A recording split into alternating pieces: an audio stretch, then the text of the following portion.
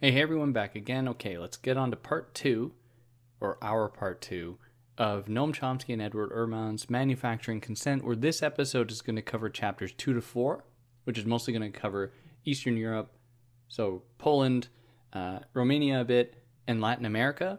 And the next episode, we're going to look at the case of Vietnam, Laos, and Cambodia. But if you're just tuning into this, go listen to part 1. Obviously, really, you got to go read the book. That's what you got to do. You got to read the book. I can only give you so much here. And in this episode, we're going to be talking, obviously, about violence. We're also going to be talking about cases of sexual assault, again, in no great detail, but they will be topics we'll cover here, and the lack of attention given in cases where the assaults can be attributed to Americans or American influence in various parts of Latin America. Yeah, let's hop right into it, into Chapter 2, Worthy and Unworthy Victims. Now, you can learn a lot about who media view to be worthy and unworthy human beings by the amount of attention that they give to their deaths. Where some people, if they die or if they are murdered, are given a lot of attention and others are not. And this isn't just like just a foreign policy type appealing to American interests abroad thing. You see it everywhere. You see it especially when we consider things like race. The lack of attention given to murdered and missing Indigenous women in Canada and the United States, when you'll get all of the news about women and girls, where you'll get all the news possible about a murdered white girl, which, again, that should get attention. My concern is not that gets attention. My concern is that all of these other people barely get a peep out of the mainstream news. And yet there are documentaries made about people by victims if they're white, if they look the part, they've embodied the right kind of like white fragile innocence, then they're going to be amplified and so on. Especially if the perpetrators can be used to justify more xenophobia or tightening borders, for example. Then it's going to be a huge scandal that needs to be revealed. But you can learn a lot by how much press attention is given to certain victims over others. Now here, in this chapter at the beginning, they're going to compare the amount of coverage of Jerzy Popieluszko in Poland and the murder of many religious leaders in Latin America. And we're going to see that Jerzy Popieluszko, who was an anti-communist priest, his murder was amplified in news media so much, while the murder of dozens of journalists, of religious leaders, of women in Latin America by American military personnel or American-funded death squads in Guatemala, Chile, El Salvador, all these people are given no attention at all. And this will show how some lives are considered more grievable than others if those people harbored the right ideological framework, which is wild, because I thought life transcended ideology, but we see very well that is not the case at all. And we see how this is a kind of identity politics that has been on display forever. But of course, it's when identity politics is criticized, it's only when it's, black people trying to identify the specific ways in which they experience racism, and then they're accused of splintering the left or of distracting people from the real legitimate mission that is like class conflict or resolving class conflict or something. When that is an absolute, this total illusion, we see very well how mainstream media has long done this thing called identity politics, in whose lives are more grievable than others, depending not only on their physical identity, but on their ideological affiliation, which I would say is even a more pernicious brand of identity politics. Based off of your ideological beliefs will determine whether or not you are worthy of any kind of grief. Now, Jerzy Popieluszko was an anti-communist Catholic priest who was murdered by security police officers in 1984. And I'm not going to sugarcoat it. I mean, it was horrible. The way that he was murdered was horrendous, and it deserves attention. But it's very interesting how we got very little information or very little attention was given to the murder of Archbishop Oscar Romero in El Salvador just a few years earlier. And he was opposed, on the other hand, he wasn't opposed to communism. He was opposed to the U.S.-backed military government within El Salvador. And he was murdered while giving a sermon, which is like, you'd think that the Christian right in the United States would have been really upset about that. But they really weren't. You know, they were actually quite cool with it. Not overall. I mean, I don't want to homogenize. And there were many, many other specifically targeted U.S.-backed assassinations of religious leaders and journalists, just like we're seeing in Gaza. How many journalists? More than 150 about that have been murdered in Gaza. And someone would be hard-pressed to give another example of any conflict in which there have been conflict. God, I see even I slip up with stuff like that. Any kind of invasion like this where there has been this many murdered journalists, and it's like, it's horrendous. But the same with El Salvador and Guatemala in the late 70s and 80s, which I'll give a little bit of backstory to, but just to give you kind of the introductory glance, all these murders weren't given nearly as much attention as Jerzy Popieluszko in Poland.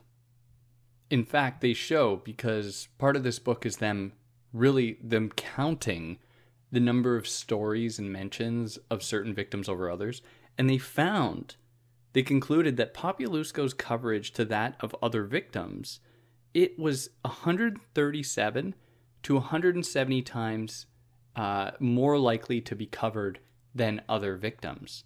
And that's purely because he was murdered, or his murder could be attributed to communists while he was fighting communism.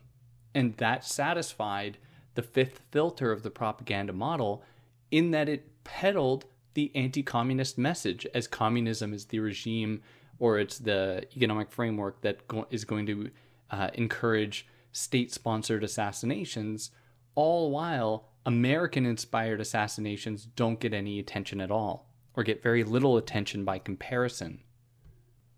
And another thing they show is that in those cases where mainstream news actually would cover these other victims, they always do this thing as Chomsky and Herman show, where they say something like, they talk about, these newspapers would have to talk about the quote-unquote omnipresence of violence and the inherent tragedy of human life. And there's something very similar at the beginning of like the COVID-19 pandemic when, what's that guy's name?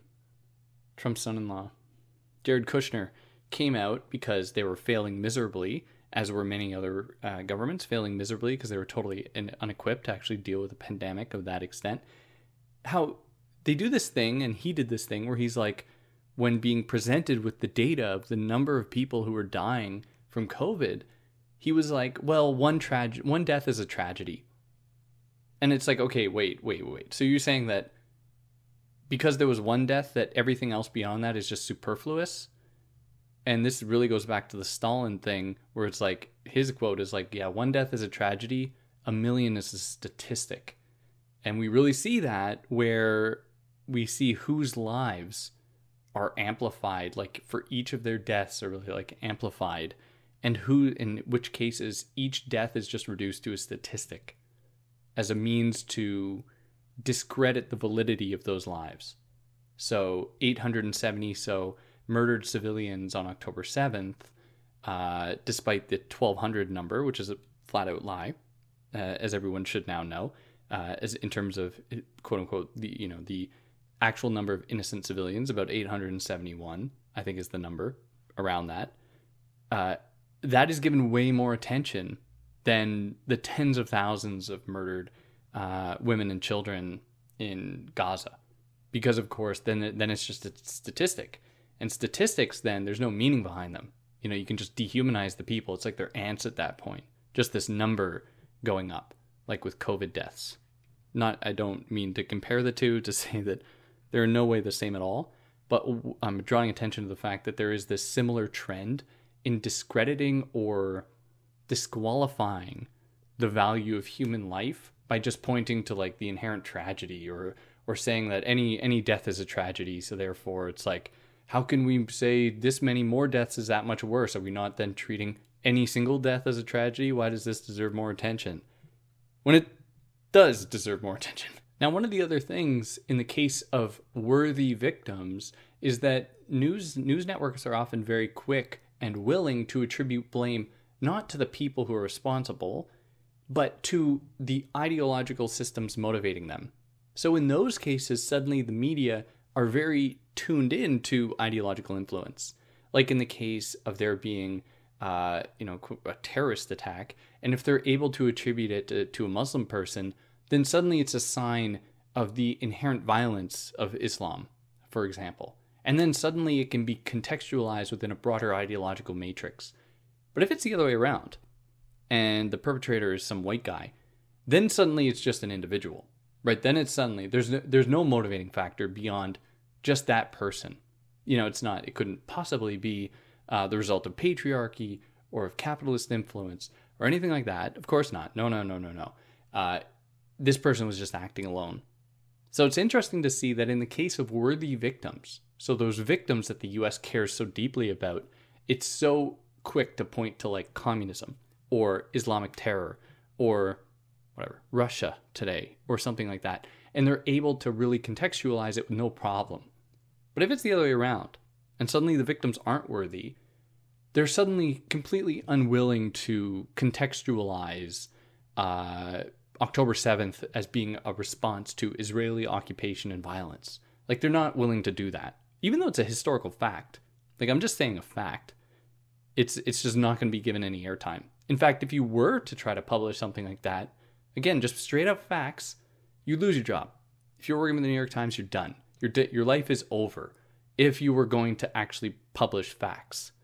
But that just goes to show that facts is not nearly enough. So to use their examples here, in the case of Popieluszko in Poland, who was murdered by communist security forces, they were immediately willing to attribute this to communism. And they were like, Popieluszko was an active insurgent against communist authority. But they didn't give the same kind of weight to Oscar Romero in El Salvador, who was murdered by US-backed forces, even though he was fighting against US power. He was his own brand of insurgent, but not taken seriously, or he wasn't the right kind of insurgent because he was fighting against American imperialism. So how did they explain it when they did actually give it some attention? Well, they chalked it up to some extremists that went too far in their deployment of American power, going after Romero. And this is another tactic in the U.S. mainstream media system, and this is connected to the refusal to contextualize the deaths of unworthy victims, like Oscar Romero here. One of the things that they do is to say that when they do recognize that violence had ensued, they're going to chalk it up to some kind of like extremism that isn't actually part of the very fabric of American life, or the U.S. backed, or the U.S. military backing these groups and everything like this. And they will do this, and they have done this, to encourage many of their regime changes, where they frame the insurgent government that is trying to oppose U.S.-backed militarism. They will often frame these governments as being the extreme ones, as though U.S. occupation is not in itself extreme. So it's like Hamas are branded as terrorists, and they get all of the ire associated with that term, but no terrorism is attributed to Israel despite occupying this land for 75 years. And it's interesting to see what gets to count as terror, where if you just look at one of the most illuminating things, I mean, for those of you that are maybe not so familiar with some of the other stuff I've covered here, go check out the episodes I've done on Nora Erakat's the Law and the Question of Palestine. But if you want a kind of shortcut in looking at the current state of Israeli occupation and terror, look up the A, B, and C zones in the West Bank. So West Bank, not Gaza, no Hamas, none of that. In fact, it's, just run by a U.S. puppet government in the West Bank, really. I mean, they just banned Al Jazeera. It's like, okay. Where's the outcry from the New York Times about that? You won't see it. But Look up the A, B, and C zones in the West Bank and just ask yourself, is this something you'd tolerate in your backyard? The answer is yes. Then you should go live there and be part of the victimization of the Israeli military. And if you're not okay with it, which I assume most people wouldn't be, then you can join us in our pleas and calls to end Israeli occupation. But I digress. In the case of El Salvador, though, they framed Romero's murder as just the case of some extremists.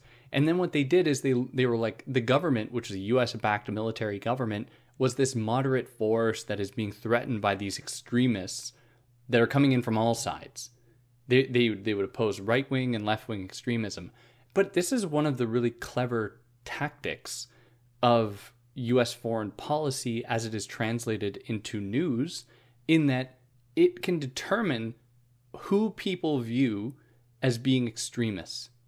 So they view not the government itself as being extreme in the kinds of violences that it has like unleashed on so many people around the world. No, it's the freedom fighters who are the extremists.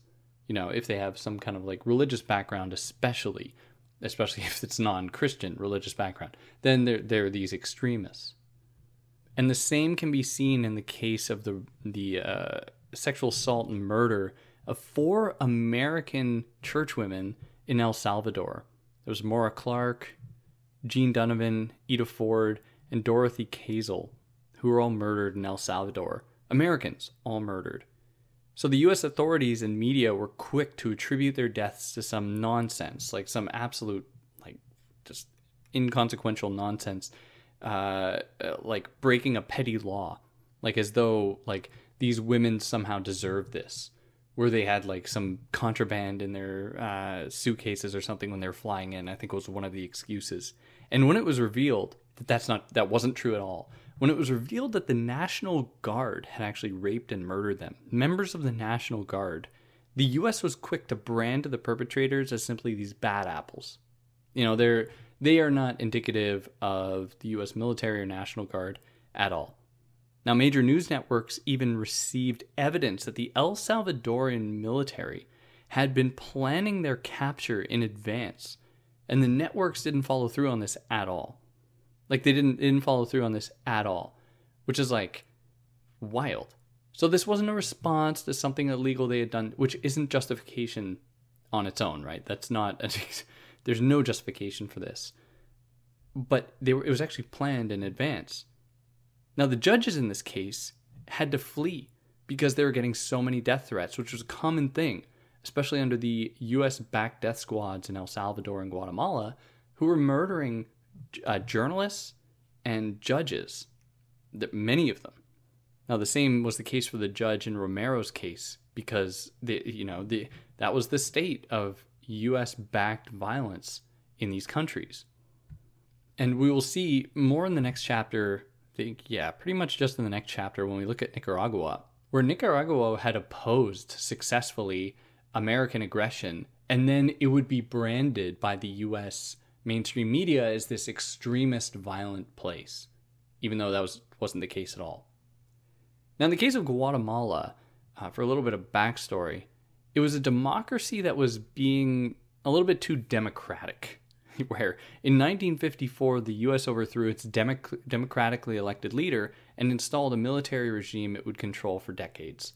It was the same thing we will see in Cambodia with the Khmer Rouge, it was trying to do in Vietnam. The U.S. has done in so many other places.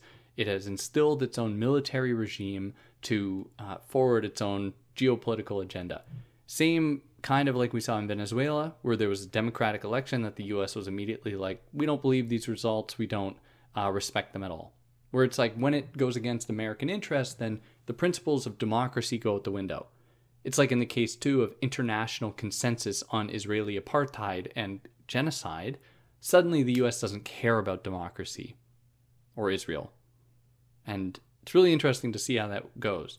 Or in the case of the illegal U.S. embargo of Cuban goods, how the international community democratically opposes this, and the U.S. just doesn't care. The U.S. can just be like, we're going to do whatever we want. And is this really the world we want to live in? Like, how is this not what we are all allocating our energy towards? But yes, it's, I don't know, trans people are the problem, or identity politics, or whatever nonsense they've successfully made you focus on instead of these, geopolitical violences. So the military regime in Guatemala that began in the mid-50s would continue there for decades. And Guatemala would then be used as the United States' training ground in a lot of cases for its death squads and for its counterinsurgency tactics.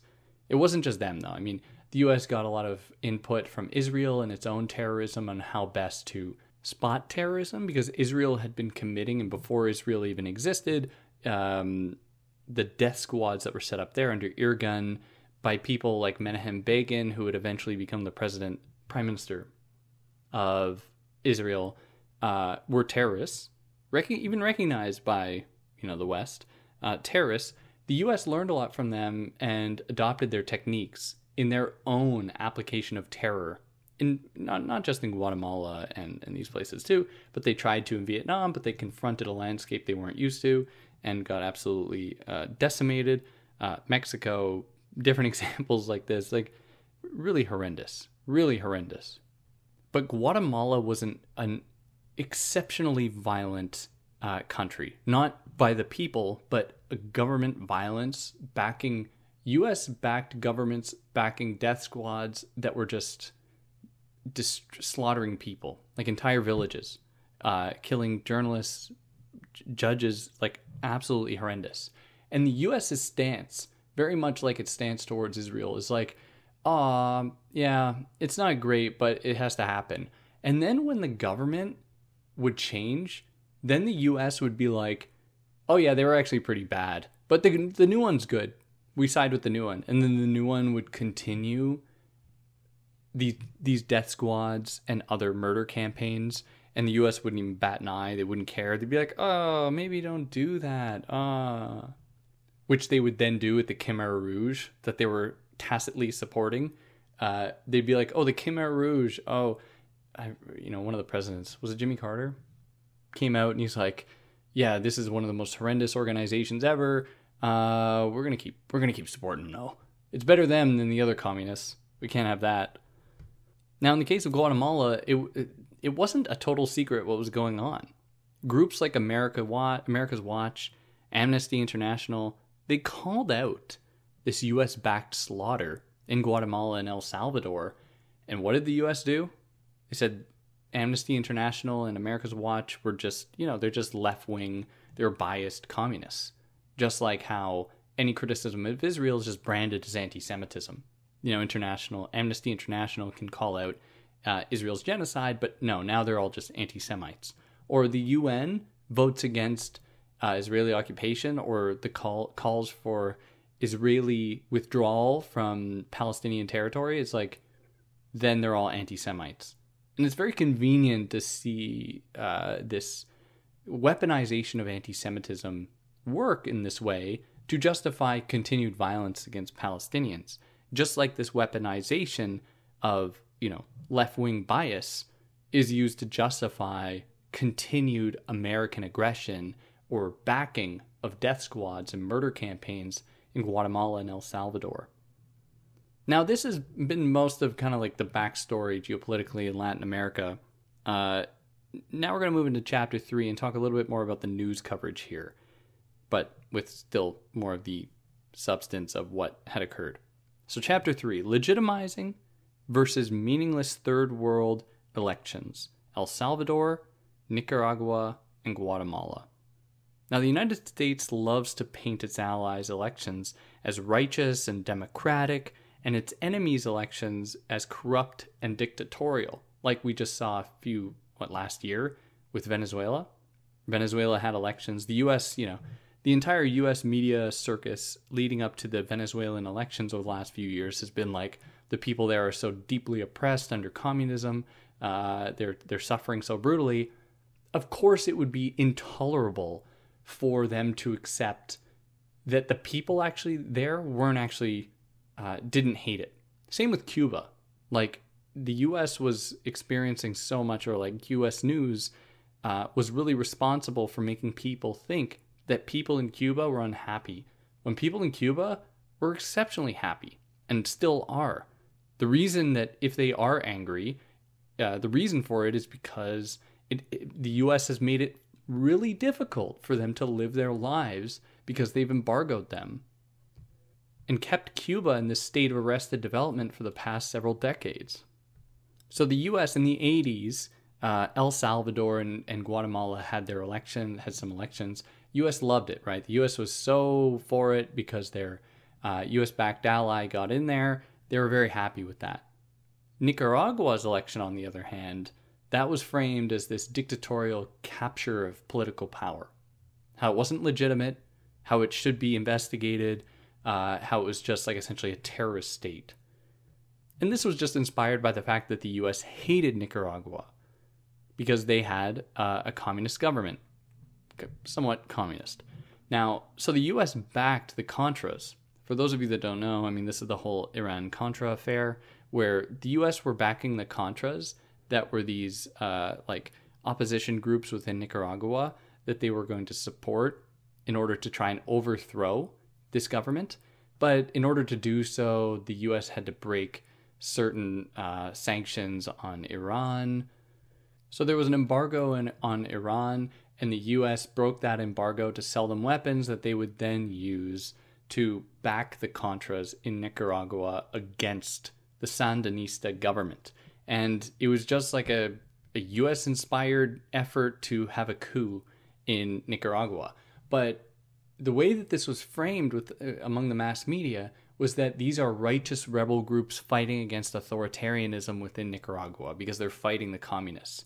Whereas in the case of like Oscar Romero, who was fighting against a military government that was committing way more violence than the Sandinista government in Nicaragua, way more violence in El Salvador, similarly with Guatemala, the United States mainstream media were not covering these people as righteous opponents to dictatorial power because they don't even, like, what they're even capable of recognizing as a dictatorship is just totally filtered to them by their own ideological prejudice against Americans' enemies or America's enemies.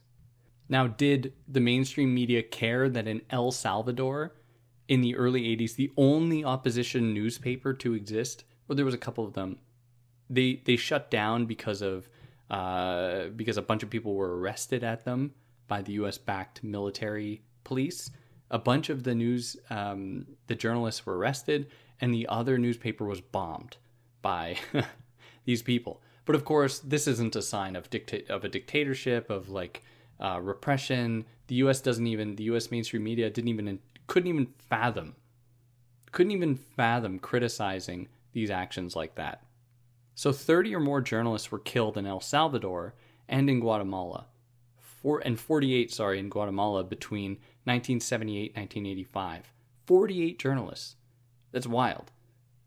That's wild. Now you consider Gaza, it was like 150 more journalists have been murdered in not 7 years, in a year and a half. Like, horrendous, right? Absolutely horrendous. Meanwhile, no journalists were murdered in Nicaragua.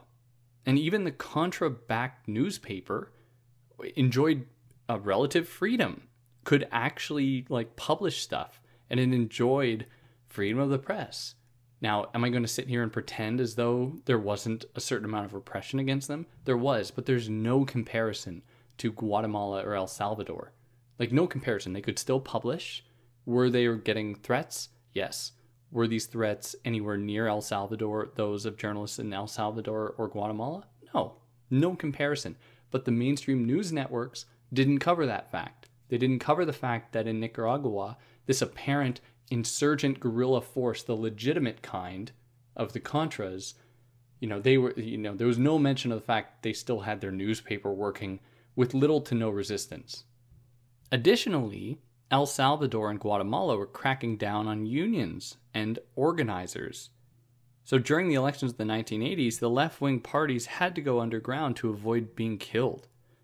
Now, about 700 civilians were killed every month leading up to the 1982 election in El Salvador. 700. And the U.S. was approving of this.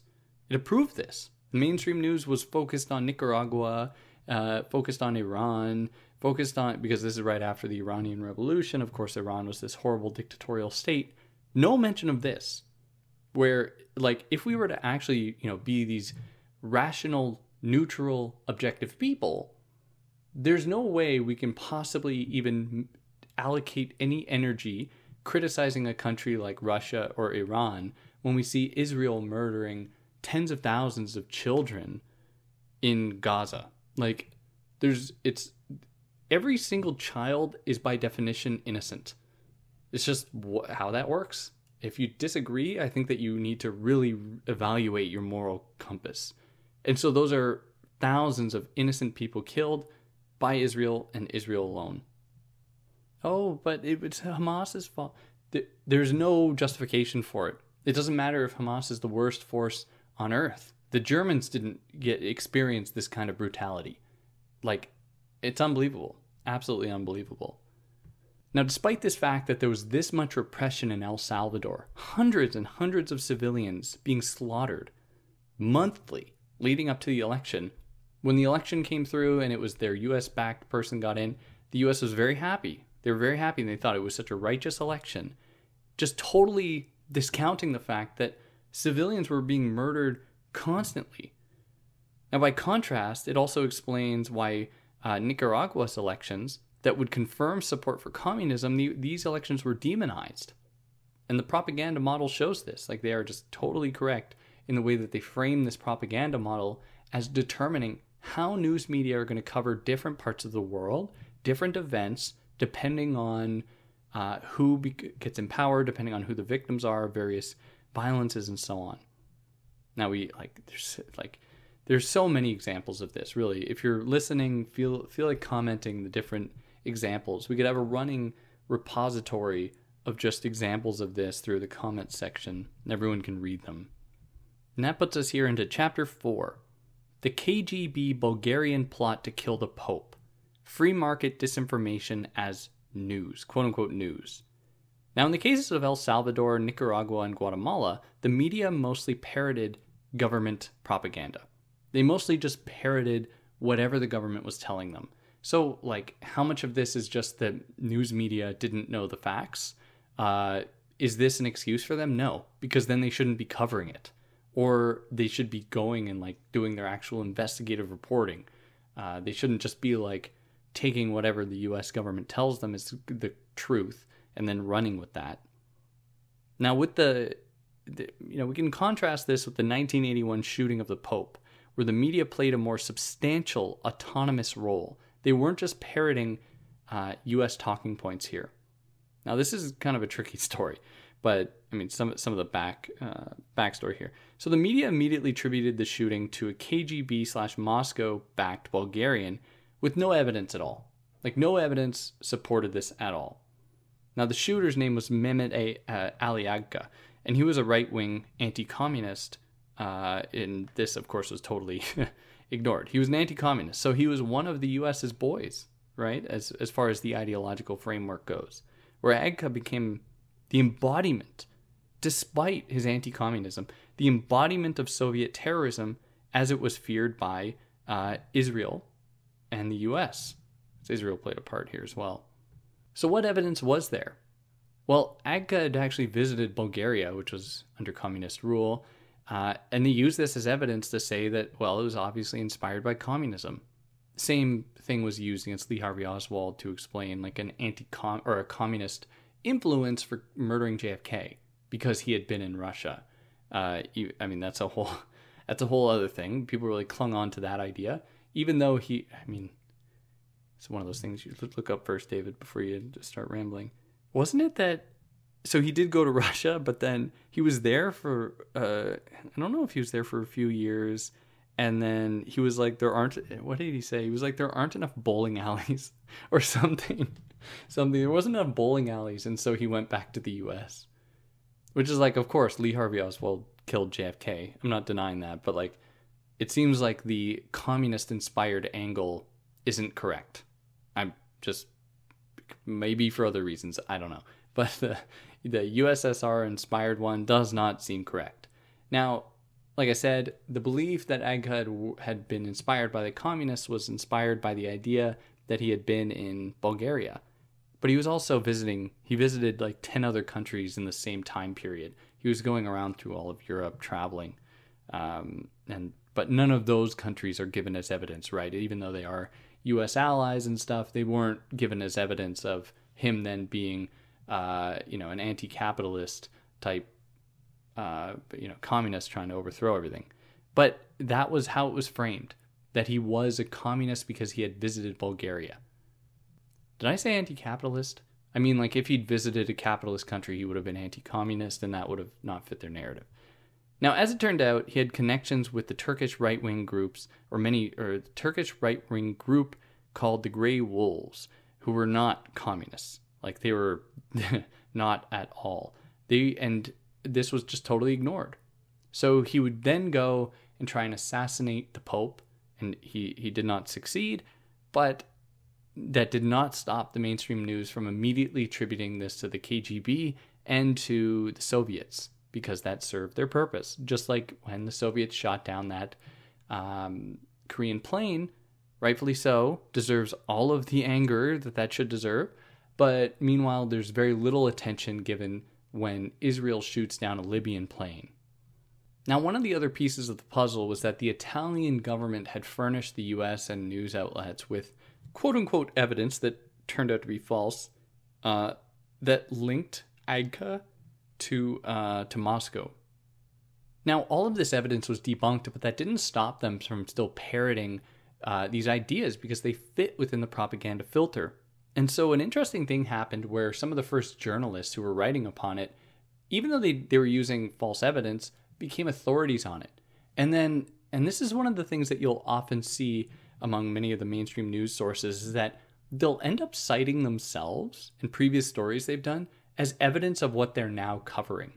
And you'll see this especially in the coverage of Israel, or like the atrocities on October 7th.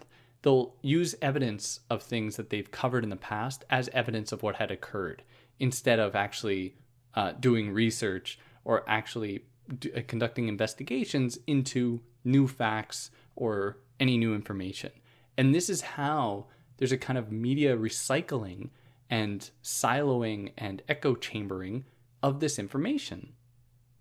So some of the people responsible for this, for the attempted murder of the Pope, were people like Sterling, Henze, Ledeen, and there was a few others of them that became these authorities on the matter.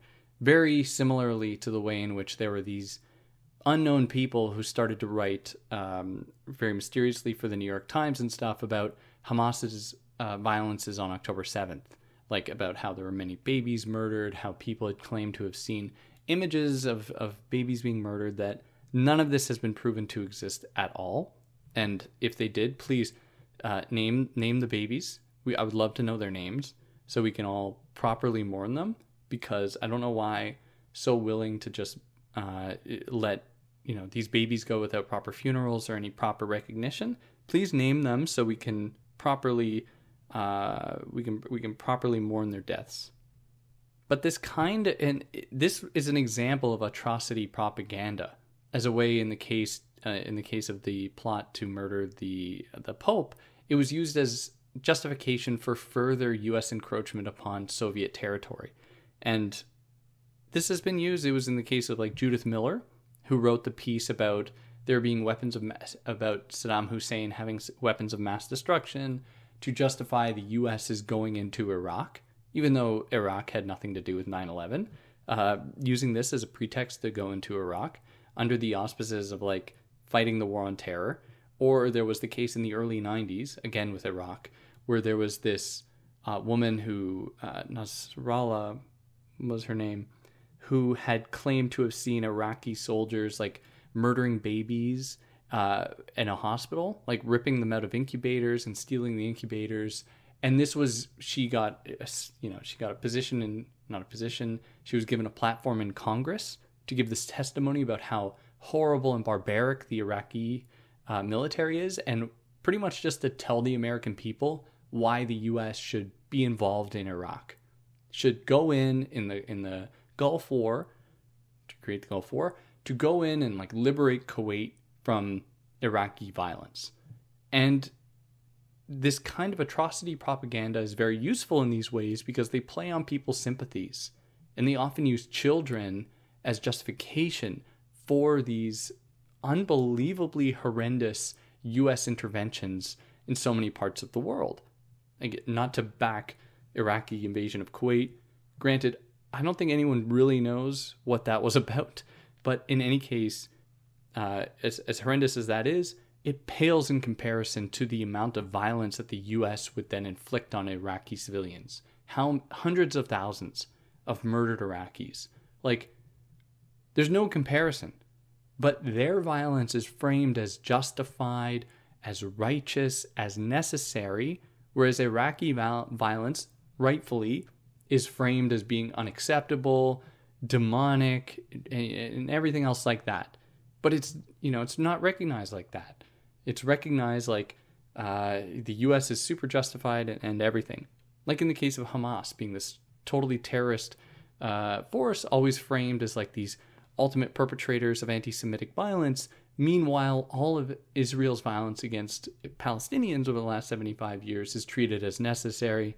Oh, there's nothing to do about it. It's complicated. When it really isn't. It really isn't at all.